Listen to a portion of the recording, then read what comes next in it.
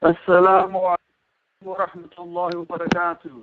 Everybody, welcome to ISNA's webinar on greening our Ramadan.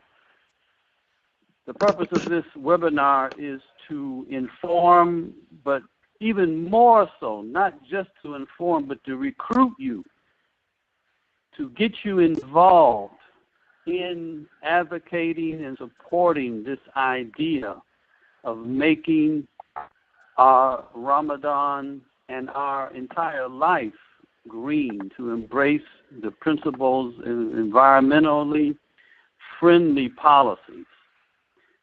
Our webinar today is moderated by your brother, Ehsan Bagby. I am the chair of ISNA's Masjid Development Initiative, of which the Green Masjid Task Force is a part. And I must say that of ISNA's Masjid Development Initiative, this undoubtedly is the most active and the aspect that I'm most proud of. Our two presenters today are two of the most active of Muslims in America in the environmental movement, and the movement in this country and the world, actually. Our first presenter will be Imam Safet Karovich. He is Bosnian origin, but what is most relevant, he's an activist. I know he's very active in the Boy Scouts. I see he's wearing his uniform every now and then around, but most importantly for our presentation, he is very, very active in the environmental movement. He is the chair, and if I remember correctly, one of the founders of Green Muslims of New Jersey, a very active organization. And also he is an activist in Green Faith, one of the national interfaith environmental groups. Our second presenter is another very active person, both in the States and the world, in the environmental movement, and that is Nana Firman. She is originally from Indonesia, based in the LA area right now. She is founder and chair of Global Muslim Climate Network. Also, she is involved in Green Faith, this national interfaith group. And she's active in so many other organizations, very well recognized, both of them attending international meetings on environmental issues throughout the world. We're most proud of the fact that she received in 2015 an award in the White House Champion of Change program, an award for her work as a climate faith leader.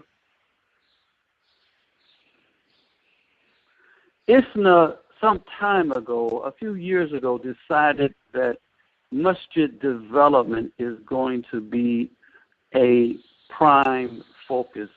And they started what we call the ISNA Masjid Development Initiative.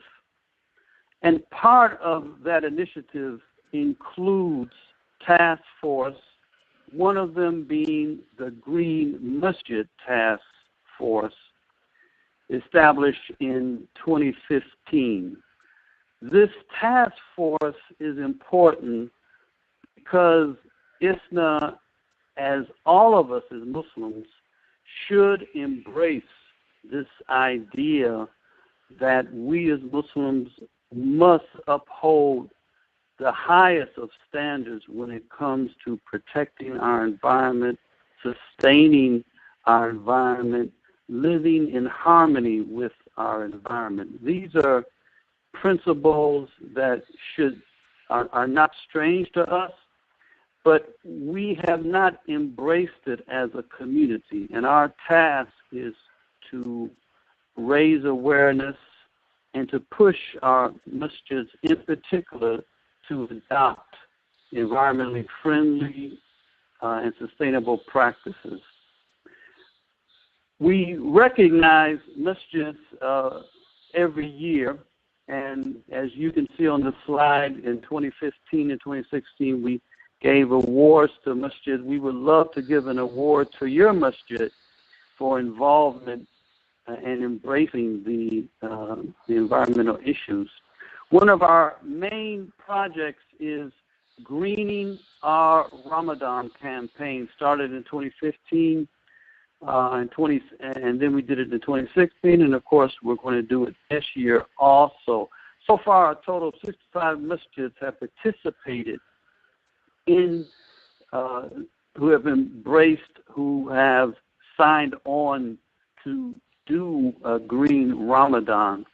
But I don't know what you think, but 65 out of 2,000 some masjids does not seem like a good record. We have signed up so far for 2017, 26 masjids.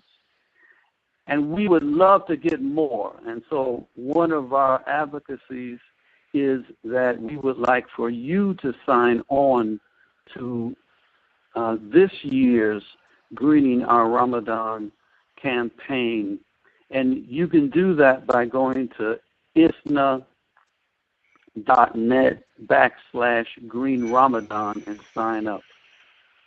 And there is the address for you.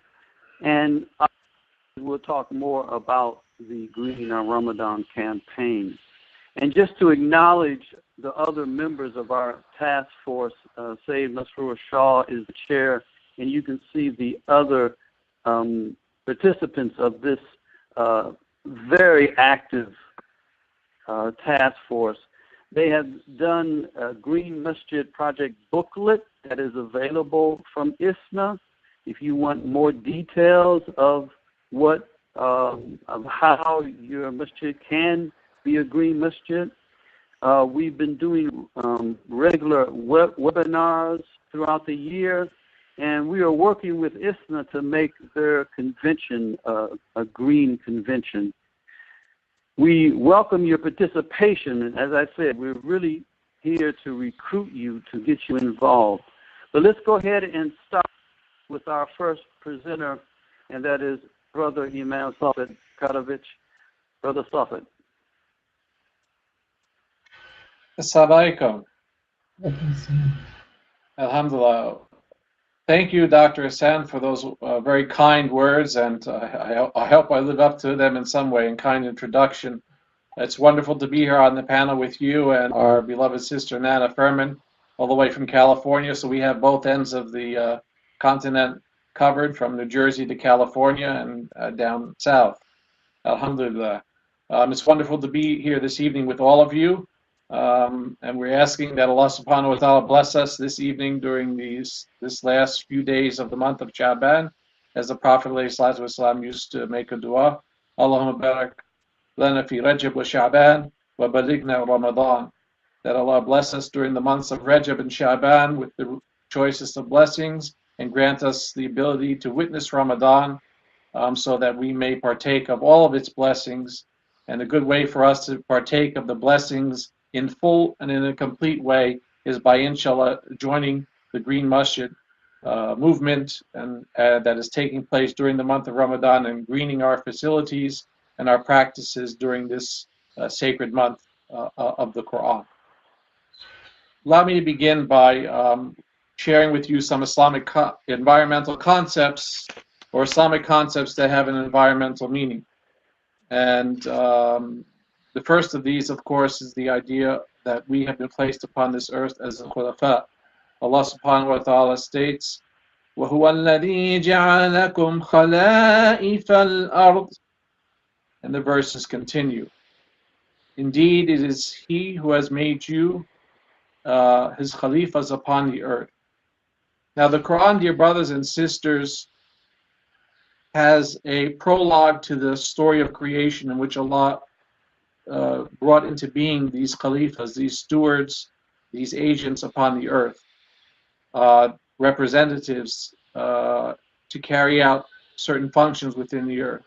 And the backstory, or the prologue to that, is that this amana and the trust, the responsibility to care for this planet and to be responsible for the creatures on this planet and not only ourselves, was first offered to other creation, including the mountains, the majestic mountains. And each one of those creation that was offered this responsibility and this trust declined. Human beings accepted that trust. And namely, that trust encompasses the idea of the just, the adl in Arabic, and effective ihsan, administration of all that has been placed under our control and use. The Quranic term is taskhir. And that we not misuse or abuse it in our multifaceted role as khulafa al-ard, that human beings are appointed as the caretakers and the stewards of the earth. You see, dear brothers and sisters, a guardian of a trust has a high degree of freedom and accompanying responsibility and accountability in the use or the misuse of that given trust. This amana not only encompasses the web of human relations, but extends outward in ever-eccentric circles to include all within the natural world.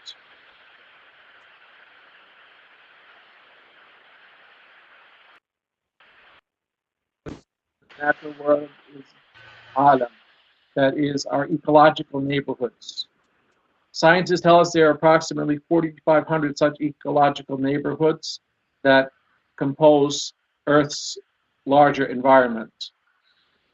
And all that human beings can do in terms of our actions or our inactions and our ability to control and manipulate it is a responsibility, and we have to honor that responsibility and that trust. Dear brothers and sisters, the term Khalifa by the Arabic language means successor, those who succeed other generations who have come before them.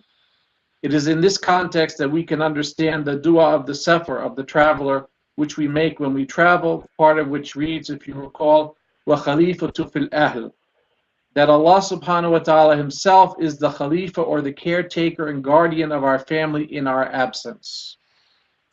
The term Khalifa itself is mentioned, the scholars of Quranic studies tell us, or the Quran tell us, 9 times in the Holy Quran in various contexts. And in each one of these contexts, according to what I've been able to determine, and others have done the research on this as well, it is not in the political understanding as it has come to the fore these days, in particular in the modern era. Rather, the concentration and the focus is that first, Khalifa is a human responsibility, a function and a role that is delegated by Allah that is not exclusive to Muslims, but actually is in the purview of all human beings. Secondly, that this term is very much earth-based and earth-connected. And it's something I think that we need to return to these days. Next slide, and I'll see if I can change the slide here. They told me what to do. Here we go. Next. Oops, it says already open. I missed something.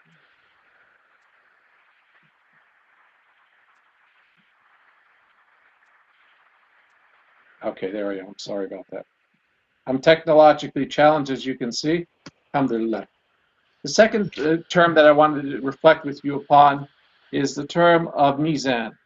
This is found in actually 32 places in the Holy Quran, but specifically I'll refer to this verse, in which Allah subhanahu wa ta'ala reminds us that He has established the world and the universe in a balanced way, in a cosmological order, in an imbalanced manner.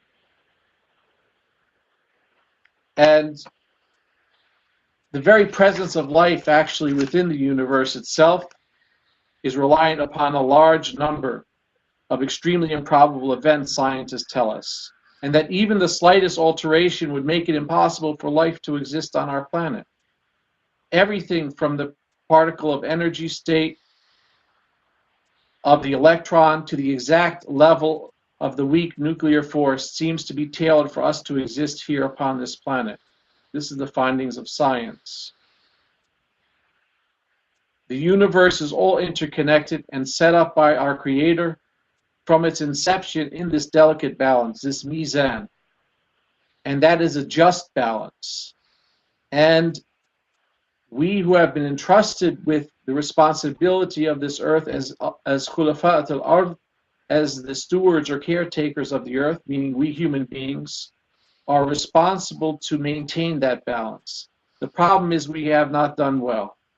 We have failed at many levels in maintaining the balance. In fact, we have been a major cause in disrupting the balance, especially in the post-industrial period. And it is our responsibility to return to fulfilling the role properly of maintaining the balance. For our responsibility as human beings, as khulafa upon earth, is to reset the balance, restore the natural order, and thereby fulfill the amana, the awesome trust we have been given.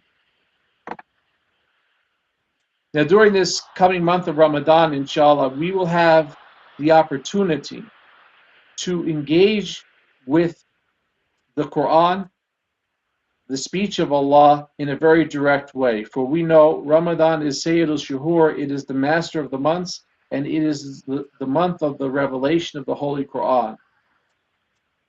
It is a month in which we connect to the ayahs, the signs in the Holy Quran, over 700 of which speak specifically to nature and natural phenomena and ask us to observe those signs and to reflect upon them and to connect ourselves through them to the Almighty, to Allah subhanahu wa ta'ala, in a very real and visceral way. The command for, as we all know in Surah Al-Baqarah, for fasting in the Holy Quran, يَا أَيُّهَا الَّذِينَ آمَنُوا كُتِبَ عَلَيْكُمُ الصِّيَامُ كَمَا كُتِبَ عَلَى الَّذِينَ مِنْ قَبْلِكُمْ لَعَلَّكُمْ تَتَّقُونَ, is one which states that this the prescription or the prescribing of fasting and mandating of fasting for our community, as the faith communities that have come before us, is so that we may become righteous, have this taqwa. Now, taqwa is, of course, we know, a very broad term. It includes a consciousness of Allah subhanahu wa ta'ala. It includes a hope of His mercy. It includes a love for all that He has given us in terms of the many, many numerous blessings He has provided to us. And it is also a fear of His accountability and the punishment that comes with making wrong decisions and wrong choices that result in harm to ourselves and others. The term Siyam itself, dear brothers and sisters, as you know, is the idea of restraining or stopping oneself from engaging in activities that normally throughout the rest of the year are par for the course. Engaging, for example, in preventing ourselves from eating and drinking, developing within ourselves, as is also taught in other faith traditions besides Islam, an ethic of restraint and conservation. We restrain our tongues, we restrain our food intake, we restrain ourselves even from sleep itself, these basic necessities of life, in order that we may focus on purifying ourselves, our bodies, our communities, from practices which ultimately are harmful to us and to those around us. We are, and another meaning of tattaqun, another meaning of taqwa, is that you may attain righteousness or become righteous. Righteousness means a right-doing people, doing the right thing in the right time, and in the right place and the right amount. That is exemplified by the Prophet Muhammad ﷺ, who was a Quran walking. Let's revive the Sunnah, dear brothers and sisters, by putting into practice 5 basic areas through which we can green our Ramadan. The first of these is food conservation. The Prophet Muhammad ﷺ advised us with the following: a human being feels no worse, or reminded us of the following: a human being feels no worse vessel than his stomach. It is sufficient for a human being to eat a few mouthfuls to keep his or her spine straight, but if he or she must fill it, then وَثُلَاثَ لِلطَّعَامِ وَثُلَاثَ لِلشَّرَابِ فَثُلَاثَ نَفْسُهُ. That is, 1/3 for food, 1/3 for drink, and 1/3 for air. We must seek to try to implement these practices of food conservation because food waste is a major issue that is haunting our community here in America, our fellow citizens, and throughout the world.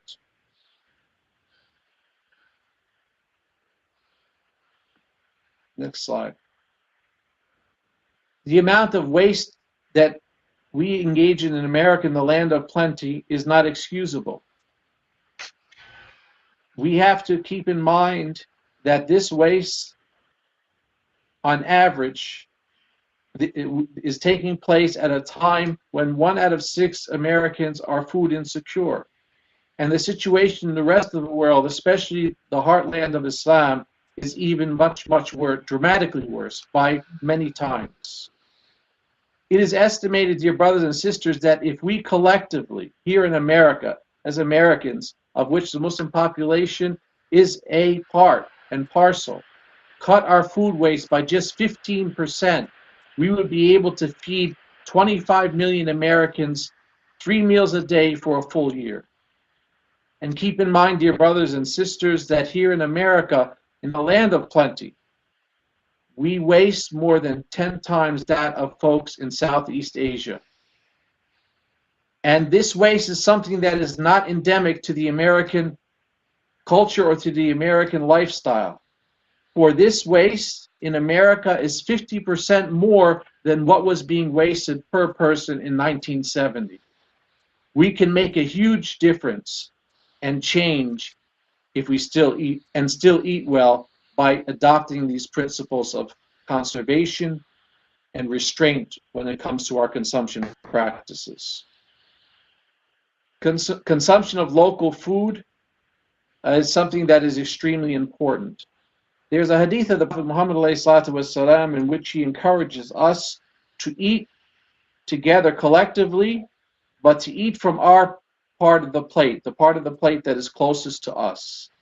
Allah tells us in the Quran, "Kulu washrabu wa la tusrifu." Eat, drink, but do not do so in excess. One of our dear brothers, Ibrahim Abdul Mateen, the author of Green Deen, has taken this to mean that we should eat that food which is closest to us in terms of the plate. It can be applied to the general practice of where we consume and purchase our food from. We should seek to be locavores. Locavores mean we seek out food that is nearest to us in terms of its production, in terms of its planting and its growth and its harvesting. Food travels an average of 1,200 to 2,200 miles to get to our plate. We need to reduce this traveling time, and we need to reduce the fuel miles or the food miles that are connected to it.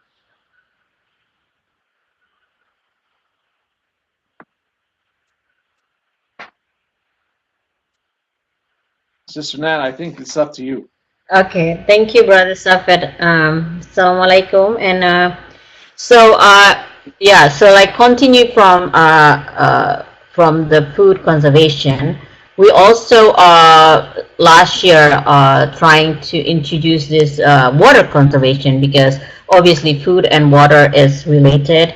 And as Muslim, we make wudu every time before we make salat, 5 times a day minimum. So we need to be very cautious on how we use our water. So try this Ramadan to kind of like encourage ourselves to do a sunnah wudu. There is the link on this slide in YouTube where how we can be able to do the sunnah wudu, which is with 1 mud, approximately like 500 to 700 milliliter. So it's 2 handfuls of water if we put it in water. That's the way the Prophet ﷺ make wudu. So please be cautious, because he said that, you know, like don't be wasters. And as we are familiar with the hadith, that one of the companion asked him, how about if I make wudu in the stream, in the running water? Even then he said don't waste, even then in the running stream, don't waste the water. So please be cautious also.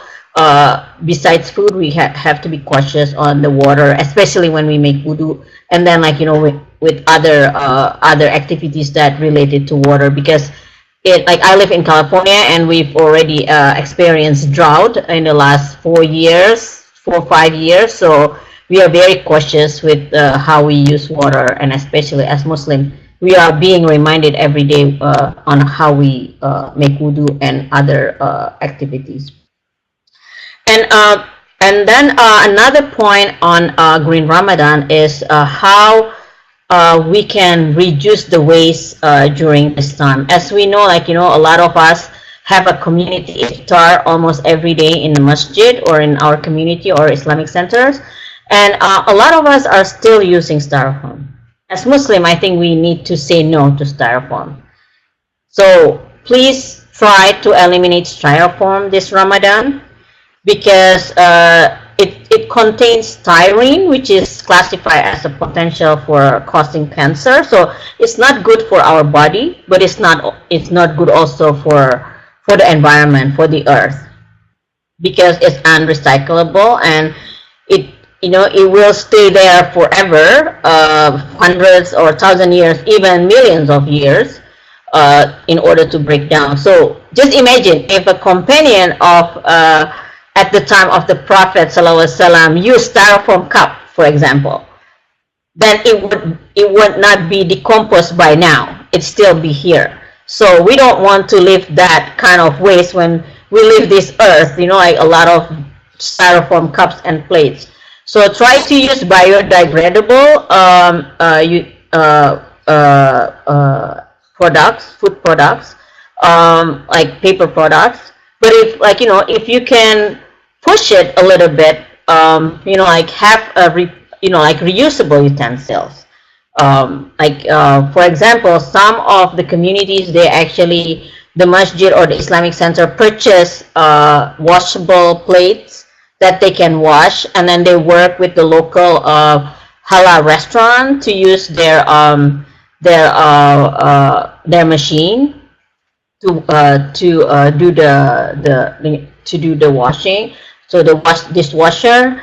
And then or if you're in a small community, you can ask your community to bring their own utensil, their own plates or cups, and then they can bring it home, and then they can wash it themselves. So then the masjid is not supposed to be responsible with a lot of things all the time.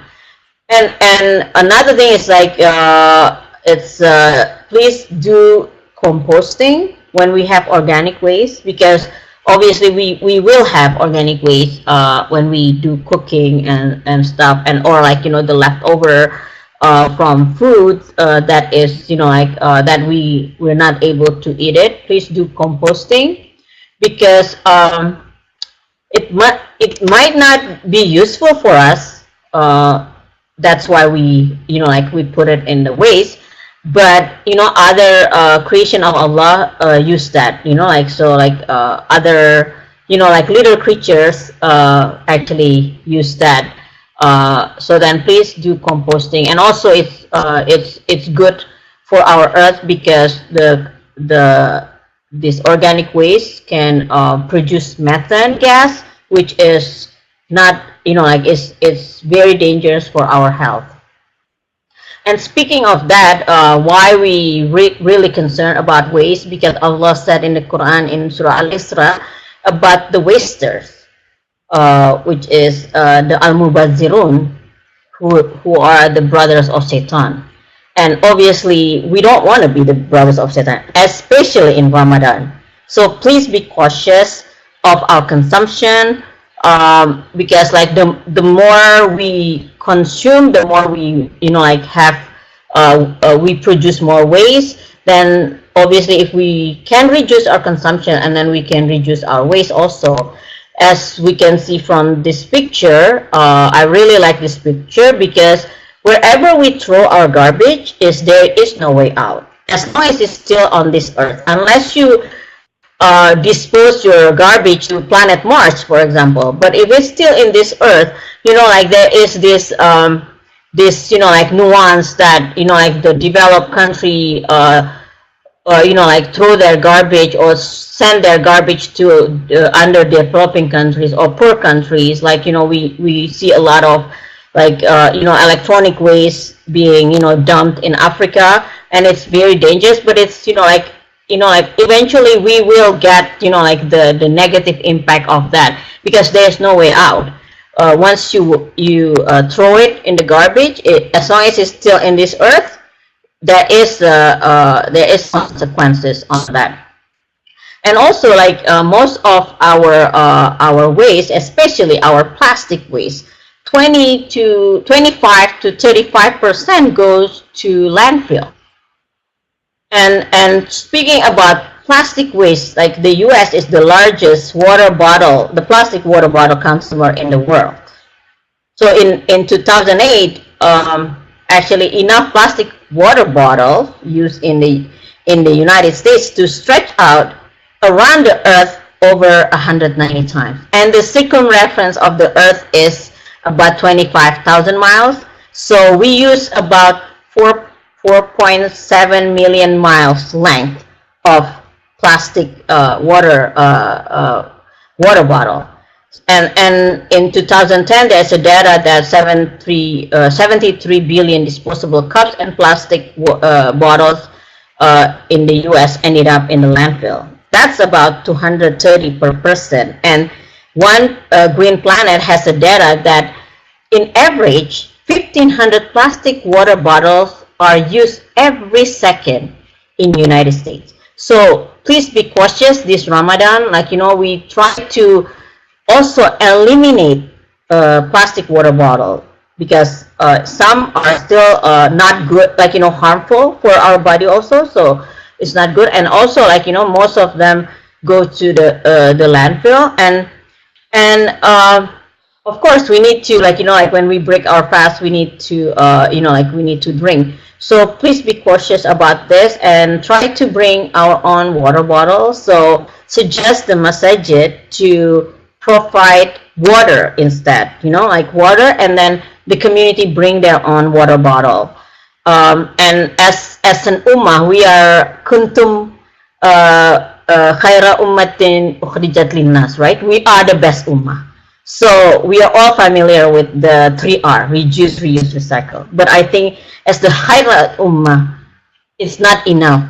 So we need to kind of like step up a little bit as Muslim. We need to give example to others that we need to rethink. So before we do anything, or before we purchase, before we consume, rethink: do we really need it? Do we really need to consume it, or we really need to purchase it? And if we don't need it, then don't do it. And if it's necessary for us to purchase it or to consume it, try to reduce, and if possible, have the reusable one. And if nothing can, it is really necessary, then try to recycle whatever we use. And please, I'm sure like this Ramadan, there's still a lot of plastic water bottles being used in masjid for iftar. So please, I encourage every masjid to provide recycle bin, and also trying to announce it after, every iftar for the community to put all the recyclable plastic to the recycle bin, the bottles especially, so then we're not this water bottle is not going to end up in the landfill.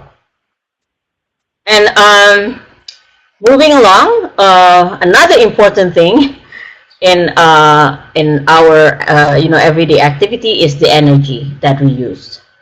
So as you can see in the slides, that Americans, the people in America, constitute only 5% of the world's population, but we actually consume 24% of the world's energy. So as you can see, this is like almost one quarter of the world's energy that we consume. And And from the data from last year, 2016, two-thirds of that potential energy resources actually ended up wasted. So first of all, we already consume a lot of energy, but actually two-thirds of those energy just like being wasted. So and speaking about that, actually the decline of overall like economics in the U.S. also due to increase of inefficiency on energy system, especially the years since 1970, that we've seen a substantial increase on electricity consumption and private vehicles for transportation. So those two energy services, the electricity and consumption, and also like private vehicle transportation, are particularly inefficient to date. So please, like this Ramadan, try to conserve our electricity by replacing the all light bulbs, like the old light bulbs, to energy saving light bulbs. So try to talk to the masajid, and also like if those are masajid boards that are online here, please like make the effort of changing the old light bulbs to energy saving light bulbs. And also like those through that we can conserve more electricity and not like wasted in because using the inefficient light bulb. And also like to utilize the energy efficiently. What does it mean? So like how many of us actually like when we charge, we have like so many gadgets nowadays, right? We have our phones, our tablets, and so on. And so how many of us actually when we charge our gadgets, we just keep it when we're done, we just take the cell phone, for example, but then we didn't unplug the like the cable from the electricity socket on the wall, and then we just keep it like that. That's actually wasting energy. That's like one is probably like about 3 to 4 amp, like ampere. It's very small, but imagine if it's like 1,000 people do it, 1 million people do it, 10 million people, 100 million people do it, then we are actually wasting our energy. So please make a habit that unplug everything when you're done and switch off like appliances or gadget when we're done. Because like I found this hadith when I was doing switch off campaign in Indonesia in 2006 2007, that actually the prophet said turn off your lights before you go to sleep. I think that's the message of energy efficiency from our beloved prophet sallallahu alaihi wasallam. So please keep that in mind. We can do it individually and with our family and also with our community. Okay, Brother Safed, you want to share about the green khutbah? Sure. Jazakallah, and thank you, Sister Nana. One of the other requirements of the pledge for the greening your mosque, inshallah, is that you would provide information to the community in terms of a green khutbah or a bayan. This can be during Salatul Jummah, which we very much encourage because we know the attendance is very large, but also it could be given at other times. For example, during the Tarawih prayers, there's usually a break that many masjids do, sometimes after 8 rakahs, after 10 rakahs, whatever the practice is in your community, that you would spend 10, 15 minutes, 20 minutes sharing with the community various reflections and encouragement towards developing a more eco-friendly lifestyle, especially as it relates to the communal practices. You could highlight the fact, inshallah, that your masjid is involved in the Green Masjid campaign of the Islamic Society of North America, and go over the details of the campaign, because what is done collectively can also be done individually in terms of pledges. So we provide various resources here that you can access. Members of your community, your youth group, your imams, your religious instructors and teachers can access readily available, which has compiled and put together various hadiths, Quranic ayahs, and reflection pieces with regard to how you can adopt environmental practices in keeping with the prophetic example. ISNA, of course, has a green campaign booklet. Please do visit the ISNA website. It is downloadable. There are green worship tips and various Quranic ayahs that are contained in various sections of the Green Faith website, both in terms of how to carry out our acts of worship in a more greener way, in which Nana talked about just one aspect of that, which was the eco wudu, but there are also many other aspects as well that we can try to implement. I mentioned before Ibrahim Abdul Mateen's book Green Deen, in which he also provides a lot of information from Islamic texts, from the Quran, from the Hadith, from the sayings of scholars, and also from the practices of communities around the states with regard to how you can better green your deen. Green Muslims of DC has also a khutbah guide available on their website, as well as additional information which includes various ayahs and hadiths and well put together tips on how you can deliver khutbah or bayan on that subject. One of the longtime champions of the green khutbah movement, if I can call it that, or green khutbah call, has been our brother Muaz Nasser in Canada with his khalifa.com. He challenges Muslim communities to give green khutbahs. He has actually compiled a list of communities and imams and leaders around the Muslim English-speaking world, at least, that have delivered khutbahs in Arabic. He has recordings of those khutbahs, and he also has a lot of writing on that as well. And our fellow member of our task force, Green Mosque Task Force, Sister Huda Al-Kaf from Wisconsin, has also a tremendous amount of information available, easily accessible with regard to preparing these talks and lessons. And of course, we have to preach, but we also have to teach, and we have to also walk the talk. So it's extremely important, let's say, that if the imam of the community is speaking about issues of the environment, especially the making use of reusable water bottles, that he himself, or if the sister is providing a lecture, religious instruction to the community, that if they all of a sudden start drinking from a disposable water bottle, it sort of contradicts that which is being said. So it's important to put into practice, develop these eco-sensitive habits, which will hopefully become habits of the heart, and develop new consciousness that is very much needed in reforming the Muslim attitudes and the attitudes of others towards the ni'mah, the blessings that Allah has given them through practices of conservation and protection and avoiding waste and extravagance. Next slide, I don't know. Is that me now, or you're going to take over there? Yeah, well, it's just like to highlight what Brother Safed already mentioned, that, like this is just, I'm trying to kind of like synthesize what is Green Ramadan, and then from the ayat of, like to attend taqwa. So if we look at, what we've discussed just now is, actually we, through fasting, we are, lessening our consumption.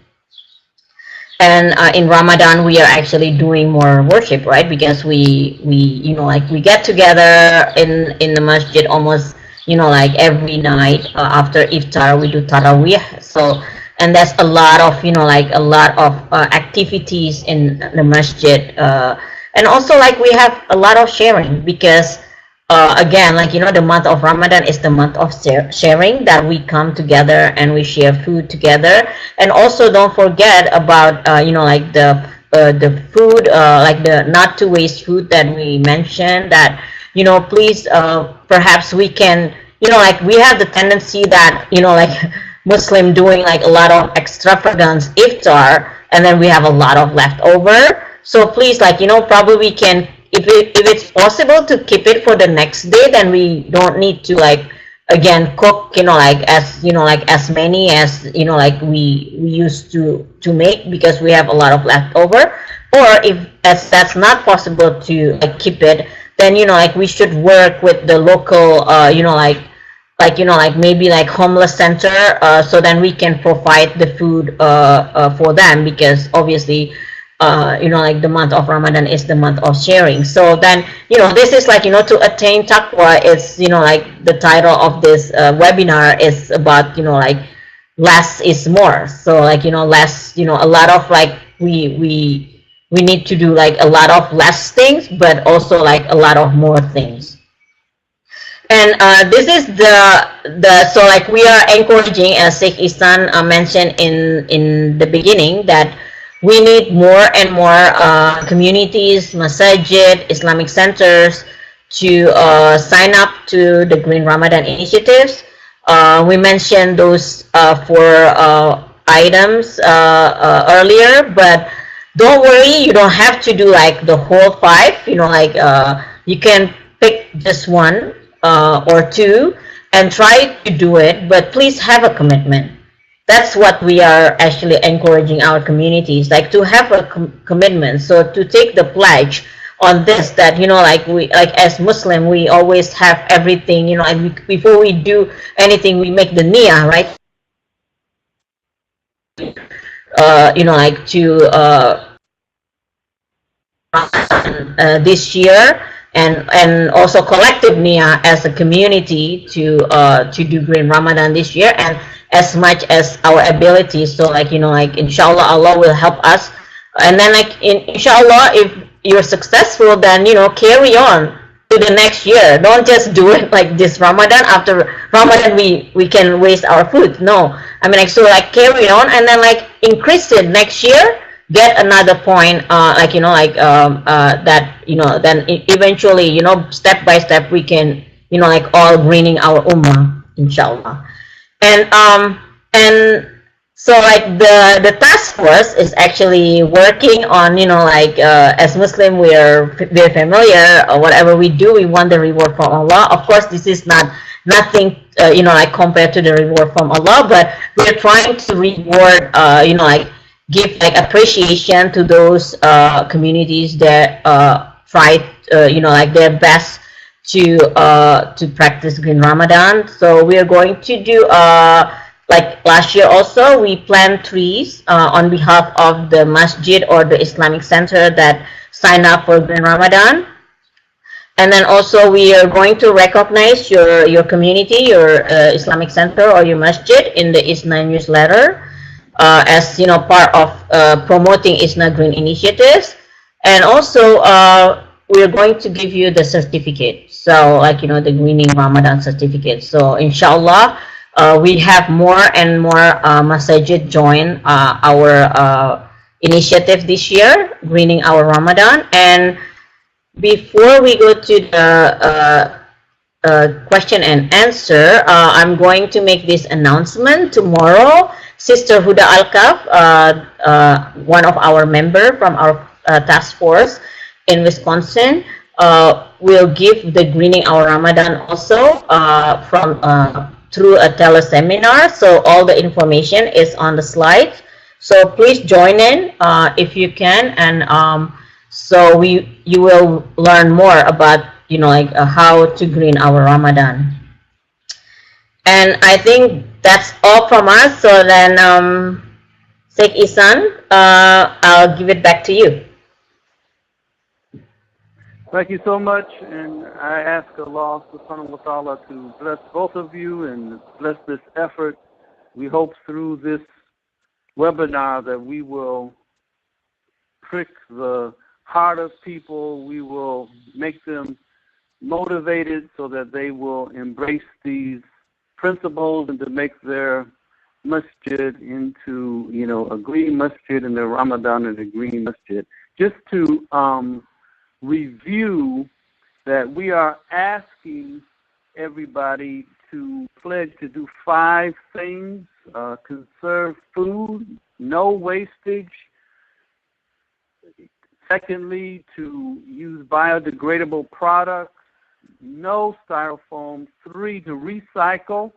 Every masjid should have their blue recyclable bins and make sure people use them. 4, replace all light bulbs with energy-saving light bulbs. And then 5, to give a khutbah about this message. Now, we have some questions, and questions that all come up. So even for the first one, the first ask that we have, that you can serve food. And so how do they do that? There's inevitably going to be some food left over, inevitably. What do you do? In either Safed or Nana, of course, the first is eat less. Okay, we got that. But there's food left over. How do we deal with that situation? Safed or Nana? Yeah, Sister Nana mentioned that if the masjid has the facility to store the food till the next day in a refrigerator or a freezer, that would be ideal. And then you can reutilize that food the following day. And you don't have to order as much if it's brought by potluck, or if it's arranged for through a caterer. You can cut down on that. The second thing is, and this has been a problem in the past, many masjids have tried and attempted to deliver the leftovers to soup kitchens. But because of various state regulations, most soup kitchens do not accept food that has been cooked outside of their facility, or if it's delivered to their facility, they have certain restrictions on it. So you really need to spend some time working with the local area soup kitchens to see what their requirements are and see if you're able to meet those requirements. For example, if you deliver it shortly after iftar to their facility, and they're able to put it in the refrigerated type of refrigerate it, they may be able to utilize that. Another option is many states do have various types of Muslim relief organizations, some connected to masjids, some connected to national organizations or regional organizations that do deliver food directly, cooked food directly to the people in need. They do distribution of these food at various locations, for example, hubs of mass transit, bus stations, and port authorities, and that sort of thing. So that may be something that also is doable for you. With regard to the food menu, I would just like to say we also need to focus on the fact that the Prophet Muhammad ﷺ, according to Sheikh Hamza Yusuf, for example, there is no hadith which records him eating beef, meaning eating from a cow his entire life. He did eat, we know, from lamb and from camel and from chicken in terms of types of meat. But his meat, whatever the meat or poultry was in his diet, it was very limited. Lots of times our platters and our menus at our iftars are very much meat concentrated, and they really need to be revisited in this regard. And by the way, it also might turn out to be financially more cost effective to have less meat, more vegetables. And what I'm suggesting here, this is not from the ISNA, this is from myself, is we sort of make a sub-pledge to ourselves to organize Meatless Monday during Ramadan and after Ramadan, that we do that. The rich people during the time of the Prophet ﷺ, the well-to-do people, used to eat meat once a week. And those who were in need and the poor would look forward only to the 2 Eids a year to eat meat. And their example was an example of a community, as we know, the best of generations, who rose to tremendous heights in all fields of accomplishment and human endeavor.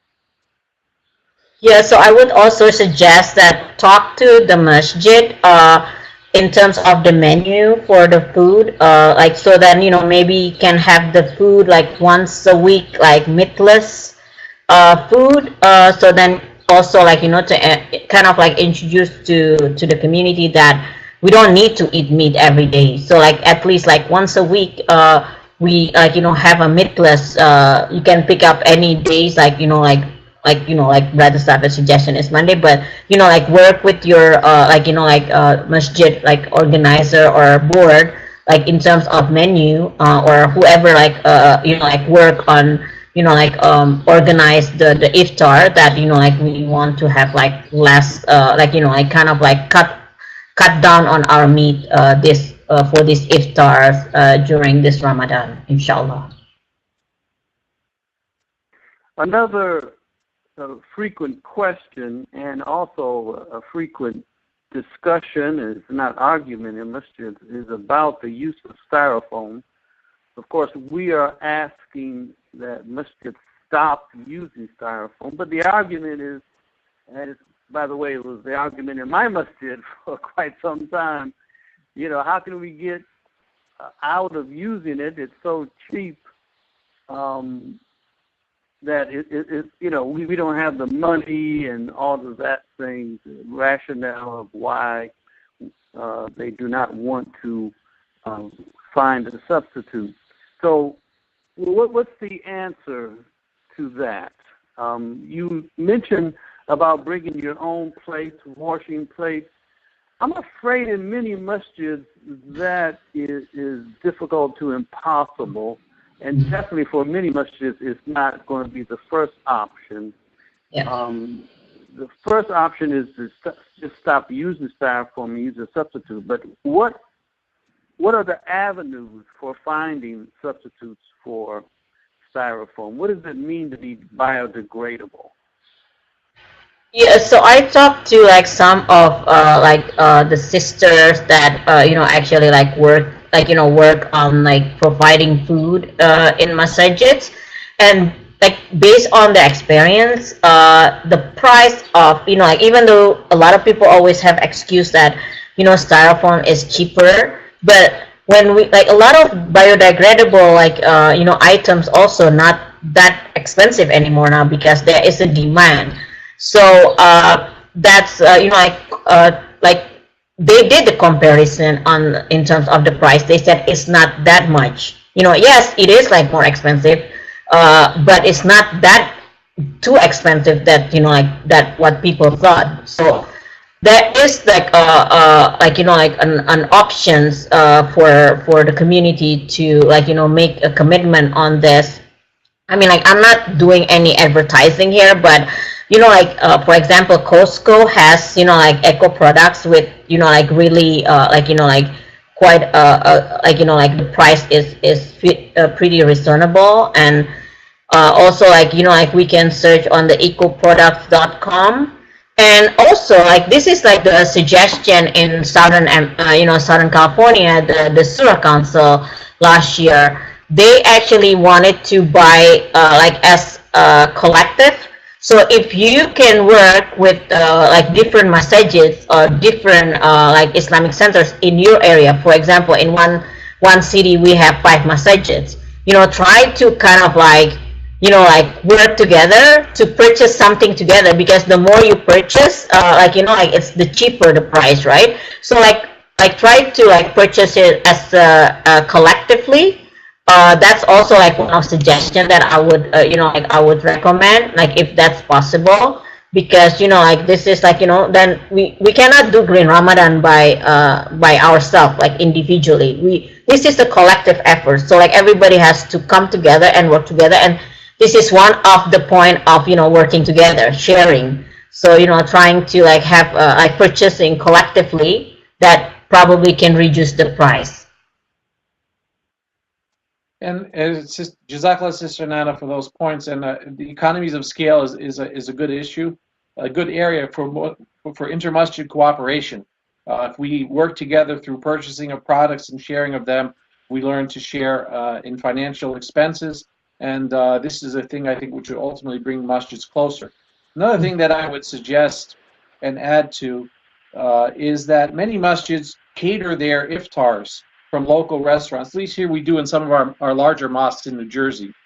And there are, alhamdulillah, a lot of caterers that are interested, halal restaurants and kitchens that are interested in getting the contract for the month.